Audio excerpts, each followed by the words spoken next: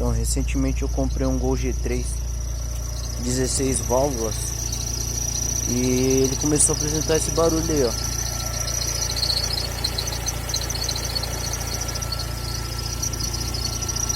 Um barulho de coisa arranhando. E eu tô preocupado com o que deve ser agora.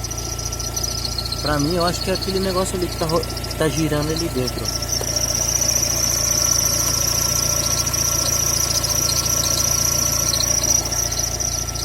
Só que eu tô em dúvida, mas eu acho que o barulho tá vindo dali mesmo. Será que é caro pra arrumar isso aí?